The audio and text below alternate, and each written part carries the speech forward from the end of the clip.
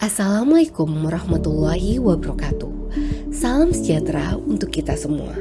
Saya Dr.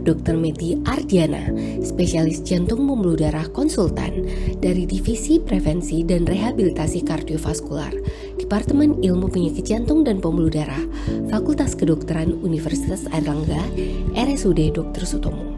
Saat ini, saya akan menjelaskan tentang rehabilitasi pada obesitas. Mari kita mulai pembahasannya. Obesitas dikenal sebagai salah satu masalah terpenting yang berkembang di masyarakat kita, dan pencegahan serta pengobatannya merupakan prioritas kesehatan masyarakat. Obesitas merupakan manifestasi dari keseimbangan energi positif dalam jangka waktu yang lama, yaitu asupan energi harian lebih tinggi daripada pengeluaran energi harian. Beberapa meta-analisis melaporkan bahwa dampak aktivitas fisik terhadap penurunan berat badan adalah penurunan 0 hingga 2 kg berat badan untuk latihan aerobik atau endurance dan dapat ditingkatkan menjadi 10 kg bila latihan endurance dikombinasi dengan pembatasan rendah kalori. Overweight dan obesitas berkaitan dengan peningkatan risiko berkembangnya berbagai penyakit kronis, termasuk cardiovascular disease, diabetes mellitus, beberapa jenis kanker, dan masalah muskuloskeletal. Mari kita bahas apa itu overweight dan obesitas. Overweight adalah abnormal atau akumulasi penumpukan lemak berlebih yang menimbulkan resiko bagi kesehatan dengan indeks massa tubuh atau BMI di atas 25. Sedangkan obesitas adalah abnormal atau akumulasi penumpukan lemak berlebih yang menimbulkan risiko bagi kesehatan dengan indeks massa tubuh di atas 30. Mengurangi berat badan yaitu dengan energi expenditure lebih dari asupan energi, yaitu penurunan 3 hingga 5% menghasilkan penurunan yang bermakna pada resiko cardiovascular disease, kadar trigliserida, glukosa darah, dan HbA1c. Intervensi lifestyle yaitu kombinasi pengurangan asupan energi dan peningkatan energi expenditure melalui exercise dapat menghasilkan penurunan berat badan 5 hingga 10%. Kombinasi diet dan exercise menghasilkan penurunan berat badan 20% atau 3 kg, lebih besar dibandingkan dengan pembatasan diet saja. Aktivitas fisik direkomendasikan sebagai komponen pengelolaan berat badan untuk mencegah penambahan berat badan, menurunkan berat badan, dan mencegah kembalinya berat badan setelah penurunan berat badan. Faktor resikonya meliputi faktor genetik, makan berlebihan, inaktivitas fisik, stres, nyeri kronik, kurang berolahraga, peningkatan screen time, alkohol berlebihan, mengkonsumsi makanan olahan, hipotiroidisme, penyakit autoimun, SGI, steroid jangka panjang, dan obat-obatan psikiatri. Mari kita bahas mengenai intervensi diet. Pedoman ACCAH menyarankan pengurangan asupan kalori sebesar 500 kilokalori per hari, dengan beberapa kasus memerlukan diet yang sangat rendah kalori, yaitu kurang dari 800 kilokalori per hari di bawah pengawasan medis. ESC mendukung beberapa diet hipokalori untuk menurunkan berat badan termasuk diet Mediterania hipokalori, diet rendah atau sangat rendah karbohidrat yaitu 50 hingga 130 gram dan 20 hingga 49 gram karbohidrat per hari, diet rendah lemak yaitu 30% dari energi dari lemak, dan diet tinggi protein. Prinsip diet yang direkomendasikan oleh ESC mencakup penerapan pola makan yang kaya akan nabati seperti biji-bijian, sayuran, buah, kacang, dan makanan kaya serat, sambil mengganti lemak jenuh dengan lemak tak jenuh, dan mengurangi garam dan gula terutama minuman manis dan konsumsi alkohol. Aktivitas fisik.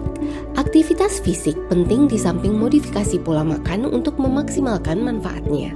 Pedoman ACCAH merekomendasikan setidaknya 150 menit aktivitas fisik aerob, misalnya jalan cepat per minggu, setara dengan 30 menit per hari selama 5 hari dalam seminggu, untuk penurunan berat badan awal. Kemudian ditingkatkan menjadi sekitar 200 hingga 300 menit per minggu untuk menjaga berat badan dan mencegah kenaikan berat badan kembali. Menurut pedoman ESC, aktivitas fisik penting dalam mengelola obesitas dan kelebihan berat badan, namun tidak ada rekomendasi khusus.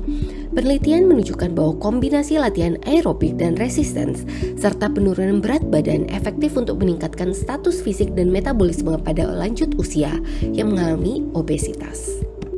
Mari kita bahas mengenai rekomendasi durasi aktivitas fisik mingguan menurut American College of Sports Medicine atau ACSM. Untuk menjaga dan meningkatkan kesehatan yaitu perlu 150 menit per minggu. Untuk mencegah kenaikan berat badan perlu 150 hingga 250 menit per minggu. Untuk penurunan berat badan yang signifikan diperlukan 225 hingga 420 menit per minggu. Untuk mencegah kenaikan berat badan setelah penurunan berat badan diperlukan 200 hingga 300 menit per minggu. Uji latih seringkali tidak diperlukan pada populasi overweight atau obesitas sebelum memulai program latihan intensitas rendah atau sedang.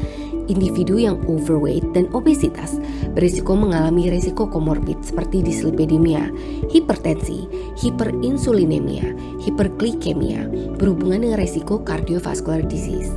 Pemilihan waktu pengobatan untuk mengatasi penyakit penyerta yang berhubungan dengan uji latih harus dipertimbangkan, khususnya pada mereka yang menggunakan beta blocker dan obat anti-diabetik. Potensi rendahnya kapasitas olahraga pada individu overweight dan obesitas memerlukan beban kerja awal yang lebih rendah yaitu 2 hingga 3 METs dan sedikit peningkatan bertahap pengujian yaitu 0,5 hingga 1 METs. Goal dari exercise yaitu memaksimalkan jumlah pengeluaran kalori untuk meningkatkan jumlah penurunan berat badan, mengintegrasikan exercise ke dalam lifestyle individu untuk mempersiapkan mereka menghadapi fase maintenance untuk penurunan berat badan yang sukses. Dapat dilihat pada bagan yaitu dari Rehabilitation Intervention in the Patient with Obesity. Jurnal itu menjelaskan bahwa ada beberapa training modality untuk penurunan berat badan dan clinically significant weight loss-nya. Seperti pada pedometer base step goal, penurunan berat badan 0 hingga 1 kg. Untuk endurance training, penurunan berat badan 0 hingga 2 kg. Untuk caloric restriction dan combined with endurance training, penurunan berat badan 9 hingga 13 kg.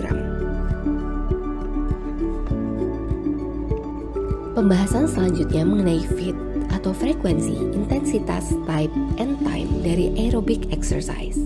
Untuk frekuensi lebih dari sama dengan 5 kali per minggu.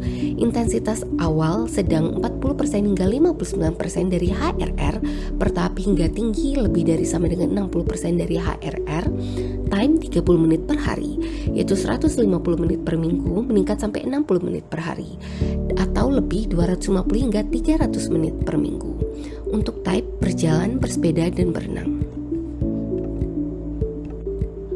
Resistance exercise dengan frekuensi 2 hingga 3 kali per minggu, intensitas 60 hingga 70% dari 1 RM secara bertahap untuk meningkatkan kekuatan dan massa otot.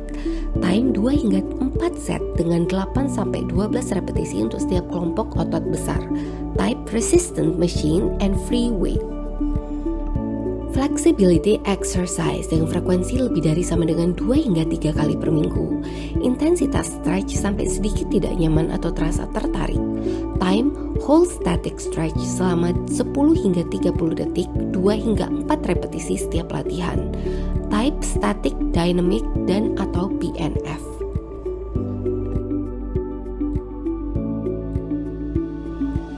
Pertimbangan latihan. Durasi aktivitas fisik dengan intensitas sedang hingga kuat harus dimulai setidaknya 30 menit per hari. Individu dengan obesitas dapat mengakumulasi jumlah aktivitas fisik dalam beberapa kali sehari dengan durasi minimal 10 menit atau melalui peningkatan bentuk aktivitas gaya hidup intensitas sedang lainnya. Akumulasi exercise intermittent dapat meningkat volume aktivitas fisik yang dicapai oleh individu yang sebelumnya sedentary dan dapat meningkatkan kemungkinan maintenance aktivitas fisik. Latihan resistance tidak menghasilkan penurunan berat badan yang signifikan secara klinis, namun dapat meningkatkan kekuatan otot dan fungsi fisik pada individu yang overweight atau obesitas. Pertimbangan khusus, manfaat tujuan untuk menargetkan penurunan berat badan terbagi menjadi jangka pendek dan jangka panjang. Target pengurangan berat badan minimal yaitu 3% hingga 10% dari berat badan awal, yaitu dalam 3 hingga 6 bulan. Pengurangan 500 hingga 1000 kilokalori per hari cukup untuk menghasilkan penurunan berat badan sebesar 0,5 hingga 0,9 kg per minggu. Penurunan asupan energi ini harus dikombinasikan dengan pengurangan asupan makanan berlemak. Penurunan berat badan melebihi 5% hingga 10% mungkin memerlukan nutrisi yang lebih agresif, olahraga, dan intervensi perilaku. Bagi mereka yang tidak merespon intervensi gaya hidup, perawatan medis seperti obat-obatan atau pembedahan dapat dipertimbangkan. Selain modifikasi gaya hidup, farmakoterapi juga dapat digunakan untuk mencapai penurunan berat badan. Pedoman ESC, obat-obatan seperti Orlistat, Naltrexone, dan liraglutide dosis tinggi, sedangkan ACCAH tidak. Perbedaan dalam obat yang disetujui terjadi karena adanya variasi dalam persetujuan dari badan pengawas. Dampak obat-obatan terhadap penyakit kardiovaskular yang berhubungan dengan obesitas masih belum pasti, meskipun beberapa penelitian menunjukkan manfaat potensial untuk pencegahan primer. Operasi bariatrik. Pedoman ESC merekomendasikan operasi bariatrik untuk individu berisiko tinggi yang mengalami obesitas ketika perubahan gaya hidup gagal untuk menurunkan berat badan. ESC menekankan Lifetime Perspective Cardiovascular Disease Calculator untuk memprediksi risiko cardiovascular disease seumur hidup, yang dapat membantu mengidentifikasi individu berisiko tinggi baik dalam jangka pendek maupun jangka panjang. Informasi ini dapat membantu pengambilan keputusan klinis untuk pengelolaan obesitas dan risiko kardiovaskular. Data penelitian LABS melaporkan bahwa mayoritas yang menjalani operasi bariatrik mengalami peningkatan kadar aktivitas fisik pasca operasi. Namun 24% hingga 29% menjadi kurang aktif dibandingkan sebelum operasi. Individu diizinkan untuk exercise setelah operasi.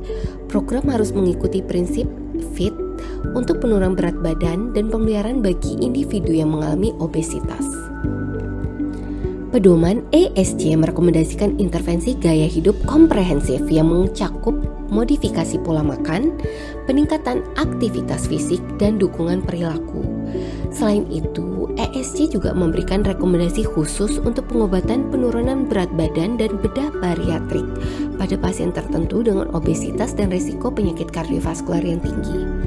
Pedoman ACCAH merekomendasikan gaya hidup sehat yang mencakup konseling, pembatasan kalori, aktivitas fisik teratur, dan pengelolaan berat badan. Pedoman ACCAH tidak memiliki rekomendasi khusus terkait pengobatan dan operasi. Demikian yang saya sampaikan. Saya Dr. Meti Ardiana, spesialis jantung pembuluh darah konsultan, menyampaikan terima kasih telah menonton video ini. Semoga video yang saya berikan dapat berguna. Wassalamualaikum warahmatullahi wabarakatuh. Sampai jumpa di video berikutnya.